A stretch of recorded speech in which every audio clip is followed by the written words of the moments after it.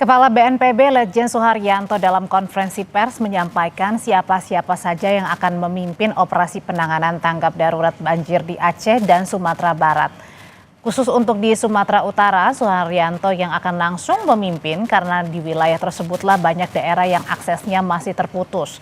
BNPB akan membuka posko utama di wilayah Tapanuli Utara karena wilayah ini jalur komunikasi juga transportasi melalui jalur udara masih bisa digunakan. BNPB juga akan melibatkan TNI dan Polri ikut terlibat dalam penanganan tanggap darurat seperti evakuasi, pengiriman logistik, hingga pembukaan akses jalan yang terputus. Dan prioritas utama adalah memulihkan jalur transportasi agar pengiriman logistik bisa cepat tersalurkan kepada seluruh korban banjir.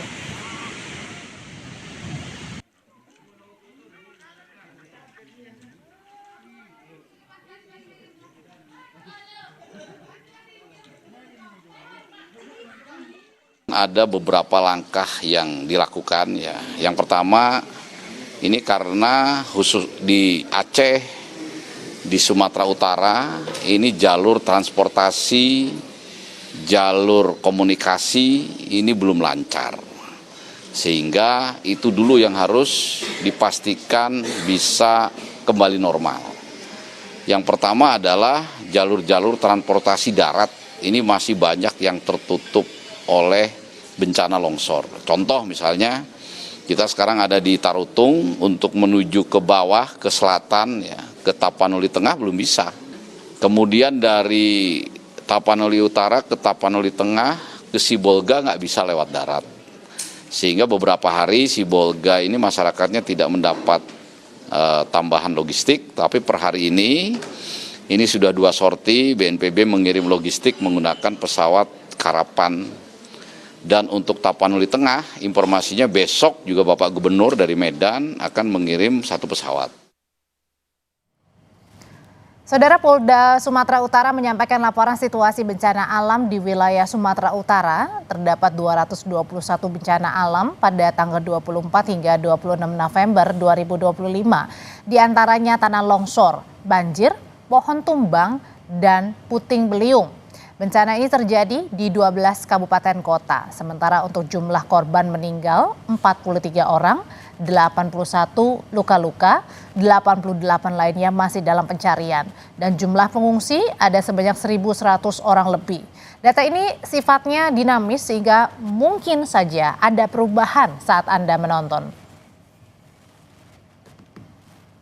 Laporan dari organisasi lingkungan Walhi menyebut penyebab paling serius dari bencana di Aceh, Sumatera Utara, dan Sumatera Barat karena alih fungsi lahan.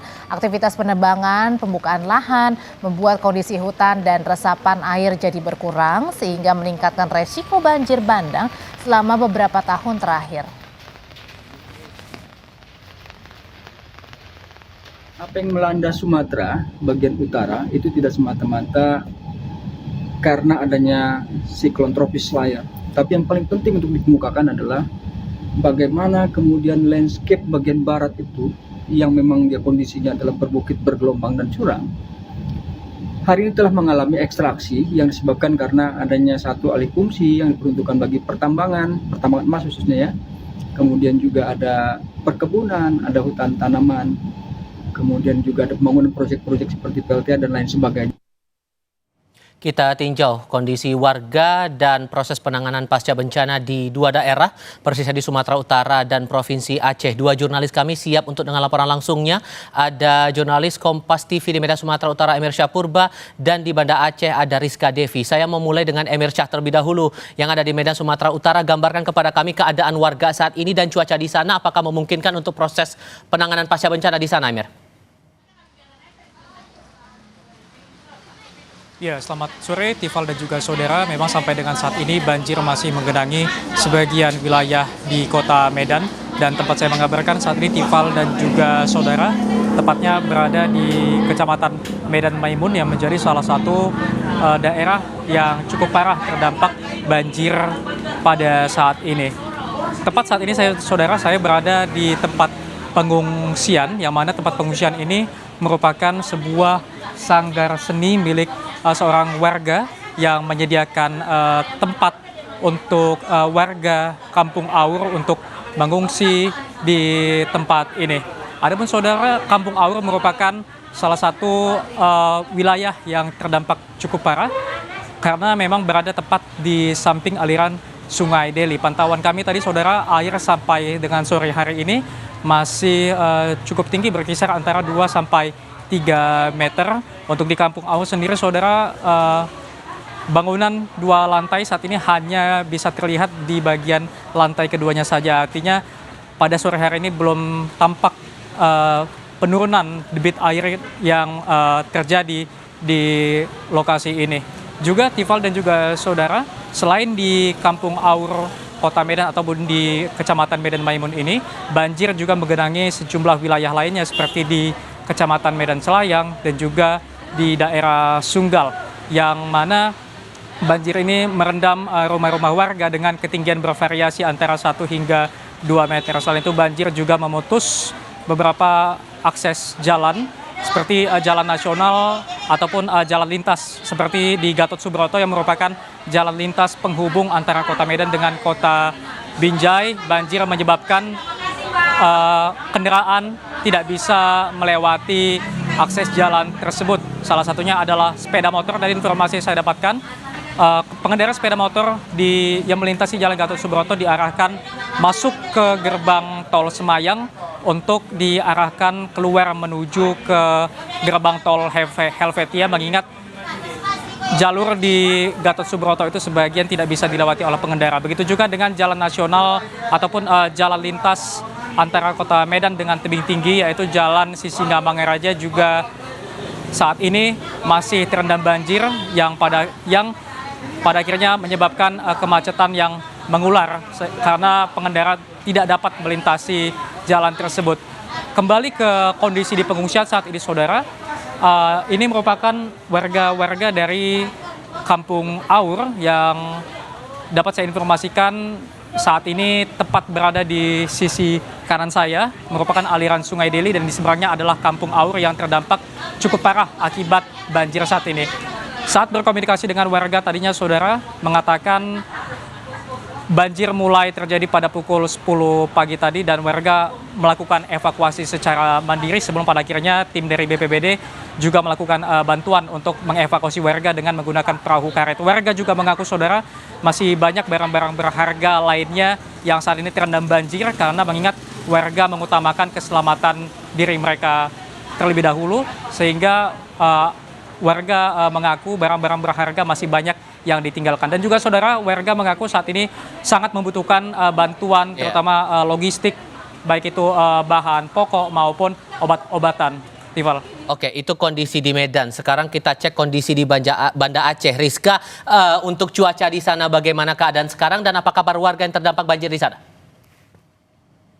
Tifal dan juga saudara, benar sekali memang saat ini hampir di sejumlah wilayah di Provinsi Aceh ini memang terdampak banjir dengan ketinggian rata-rata di 50 cm hingga 2 meter, dan ini juga beberapa banjir bahkan menutupi hingga atap warga. Dan juga untuk kondisi cuaca saat ini memang di luar masih diguyur hujan, dan diprediksi bahwa informasi yang kami terima dari BMKG bahwa hujan deras akan terus mengguyur kota Banda Aceh ataupun sekitarnya selama 3 hari ke depan. Dan juga ini saat ini memang dari pemerintah setempat, dari Gubernur Aceh ini sudah mengeluarkan penetapan untuk tanggap darurat bencana tentunya untuk 14 hari ke depan. Dan juga saat ini memang dari Gubernur Aceh sudah mengupayakan bantuan untuk helikopter dan juga dari Polda Aceh ini untuk bantuan logistik dan juga bantuan lainnya, karena mengingat memang akses jalan yang terputus di beberapa wilayah tentunya, dan ini adalah salah satunya adalah wilayah yang menghubungkan dari Banda Aceh dan juga Medan. Ini banyak jembatan lintas nasional yang memang ikut terputus. Salah satunya adalah jembatan yang terletak di Pidi Jaya, tepatnya di Berdu, yang menghubungkan Pidi dan juga Pidi Jaya. Sementara di tepi Mane juga ada jembatan yang menghubungkan antara Benar Meriah dan juga Aceh Tengah. Dan juga ada beberapa jembatan lainnya yang memang berada di Jalan Medan Banda Aceh yang masih dalam status rawan, dikarenakan memang debit air yang terus meningkat di kawasan lintas tersebut. Sementara juga saat ini kalau kita lihat memang ada beberapa daerah yang ikut terisolir, begitu tentunya ini terhadap daerah-daerah yang memang termasuk ke dalam pedalaman di Aceh Tamiang, contohnya Langsa, Biren, dan juga Aceh Utara dan Lok Sumawe. Ini dikarenakan memang akses jembatan tadi yang sempat terputus dan juga sampai sekarang masih diupayakan untuk penanganan seperti apa dari tim gabungannya. Kemudian juga karena salah satu faktor utamanya adalah komunikasi, dikarenakan memang saat ini di Kota Banda Aceh dan juga sekitarnya dan tentunya di Provinsi Aceh ini memang sudah 2 hari sejak Rabu pagi kemarin listriknya juga ikut padam lumpuh total dan juga untuk jaringan seluler susah untuk berkomunikasi dan itu yang menjadi faktor utama kendala untuk dapat mendapatkan informasi dan juga salah satunya yang dapat kami informasikan saat ini juga salah satu jurnalis dari Kompas TV masih menunggu dari kabar dari keluarga yang tidak bisa dihubungi di daerah yang memang tergolong parah dan juga sementara ini untuk penyaluran logistik saat ini memang sudah dilakukan untuk penyaluran logistik masa panik begitu terkait dengan penyaluran sembako dan juga lainnya. Sementara untuk titik pengungsian ini masih dihimbau agar warga tetap berada di tempat-tempat yang tinggi dan juga beberapa titik lokasi pengungsian saat ini ada di tempat-tempat ibadah dan juga dihimbau agar masyarakat terus berada di tempat-tempat yang tentunya aman. Ival. Rizka Devi melaporkan langsung dari Banda Aceh, sebelumnya Amir Syahpurba melaporkan langsung dari Medan, Sumatera Utara. Teman-teman, terima kasih.